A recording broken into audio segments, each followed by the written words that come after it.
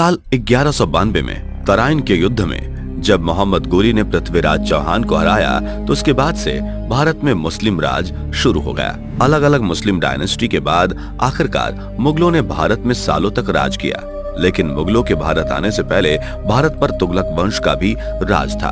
तुगलक वंश के मोहम्मद बिन तुगलक ने दिल्ली सल्तनत को दक्षिण में मदुराई तक फैला दिया था, पर उस दौर में कम्युनिकेशन और ट्रांसपोर्टेशन के अच्छे साधन उपलब्ध नहीं थे, जिस कारण पूरे भारत पर राज करना मुश्किल था। मोहम्मद बिन तुगलक ने अपनी राजधानी को दौलताबाद में शिफ्ट कर लिया, लेकिन इससे भी वो दक्षिण में कंट्रोल बरकरार नहीं रख पाया और अलग अलग जगह विद्रोह शुरू हो गए।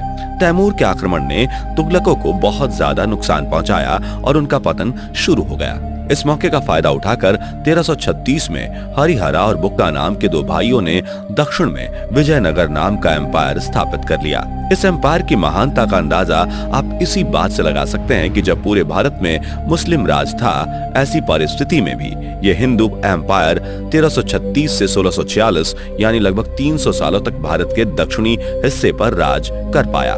जब ये साम्राज्य अपने चरम पर था, उस समय ये कृष्णा तुंगभद्रा बेसिन से लेकर भारत के दक्षिणी छोर तक फैला हुआ था। इस साम्राज्य का नाम विजयनगर इसकी राजधानी के नाम पर पड़ा, जो कि आज के कर्नाटक की हम्पी नाम की जगह है, जिसे वर्ल्ड हेरिटेज साइट का दर्जा दिया गया है।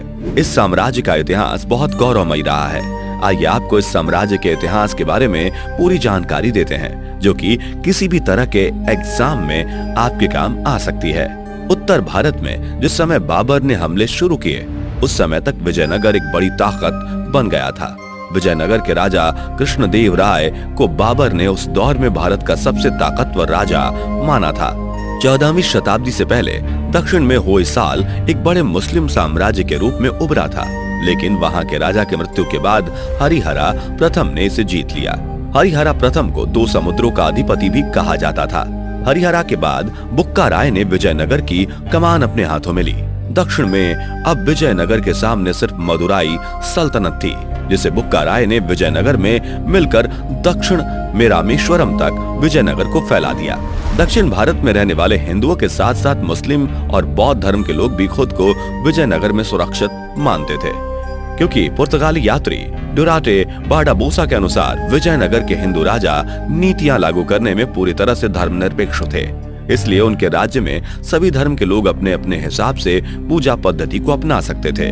दक्षिण में तो आसानी से विजयनगर का विस्तार होता गया, लेकिन उत्तर में बहमनी सुल्तानों के साथ उनकी लंबी लड़ाई चली। बहमनी सल्तनत तुगलक डायनेस्टी के पतन के बाद उभरकर सामने आई थी। बुक्का राय के समय से ही उनकी बहमनी सल्तनत के साथ दुश्मनी शुरू हो गई थी। दोनों ही शक्तियां कृष्णा, गोदावरी, डेल्टा, तुंगभद्रा, दुआब और कोंकण पर कब्जे को लेकर एक दूसरे से लड़ रही थीं। कृष्णा, गोदावरी, डेल्टा और तुंगभद्रा दुआब की भूमि बहुत उपजाऊ थी, इसलिए दोनों ही साम्राज्य इन पर अधिकार करना चाहते थे, जबकि कोंकण को लेकर लड़ाई वहां के प्रसिद्ध घोड़ों की वजह से थी।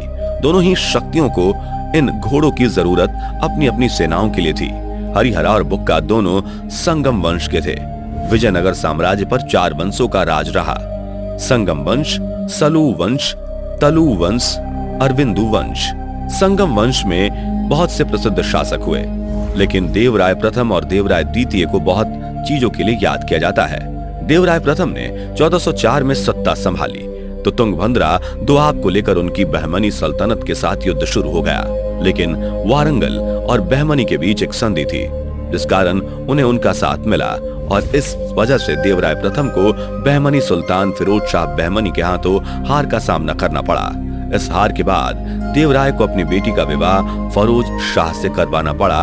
अपने बहुत से क्षेत्र दहेज के रूप में बहमनी सुल्तान को सौंपने पड़े। देवराय को अपनी हार का बदला लेने का मौका उस समय मिला जब रेडी किंगडम में सत्ता पर काबिज होने को लेकर परिवार में जंग शुरू हो गई। देवराय ने वारंगल को अपने साथ मिलाकर रेडी किंगडम को आपस में बांट लिया। वारंगल का साथ मिलने के बाद देवराय ने बहमनी पर फिर से हमला किया और 1420 में देवराय ने फिरोज को हराकर अपने खोए हुए क्षेत्र को वापस हासिल कर लिया।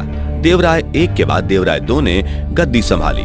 उन्हें संगम डायनेस्टी के सबसे शक्तिशाली राजा के रूप में देखा जाता है, क्योंकि श्रीलंका, मलाया और पेगु के राजा भी देवराय द्वितीय को भेंट में धन दिया करते थे। देवराय 2 के समय भी उनकी बहमनी से दुश्मनी बनी हुई थी। बहमनी को हराने के लिए देवराय ने उस मुस्लिम राज्य की शक्ति का पता लगाने का निर्णय किया। देवराय ने पाया कि बहमनी की असली शक्ति उनके आर्चर्स और कैवलरी हैं, जिसके बाद देवराय ने मुस्लिम आर्चर्स को अपनी आर्मी को ट्रेन करने के लिए जागीरें दी। साथ ही देवराय ने एक मजबूत कैवलरी का गठन भी किया ताकि समय आने पर बहमनी को जवाब दिया जा सके।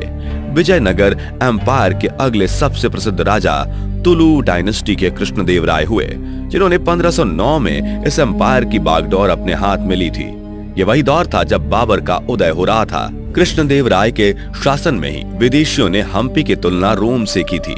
कृष्णदेवराय एक ऐसे राजा थे जो युद्ध के समय खुद आगे रहकर लीड किया करते थे। इतना ही नहीं, कुछ विदेशी इतिहासकारों ने उन्हें ग्रेट बिल्डर भी बताया है। कृष्णदेवराय के द्वारा बनाए गए टैंक को इतिहासकार डोमिंगो पेइस ने आर्किटेक्चरल वंडर बताया है। कृष्णदेव ने उड़ीसा के गज्जू पट्टी और बहमनी के सक्सेसर बीजापुर सल्तनत को बुरी तरह से हराया। उनके शासनकाल में ही पुर्तगाली का भारत में आगमन हो गया था।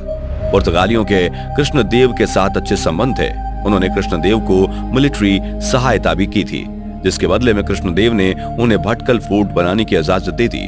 पर माना जाता है कि ऐसा करके उन्होंने विदेशियों को भारत आने का रास्ता खोल दिया।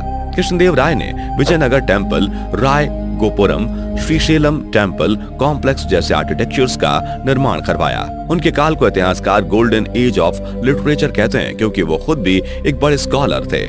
उन्होंने तेलुगु पोइट्री और संस्कृत लिटरेचर भी बनाया था। कृष्णदेव राय ही वो राजा थे जिनके कोर्ट में दक्षिण भारत के बीरबल कहे जाने वाले तेनाली रामा भी थे। कृष्णदेव राय तो अपने समय से प्रसिद्ध थे ही, साथ ही विजयनगर एम्पायर अपने यहाँ की हीरो के खदानों, हम्पी में बने अद्भुत आर्किटेक्चर्स, एडमिनिस्ट्रेशंस, महिलाओं को बराबर अधिकार के लिए भी जाना जाता था। कृष्णदेव राय की मृत्यु के बाद विजयनगर एम्पायर का पतन शुरू हो चुका था, क्योंकि कृष्णदेव के उत्तराधिकारियों में सत्ता पर काबिज होने को लेकर लड़ाइयां शुरू हो गई थी।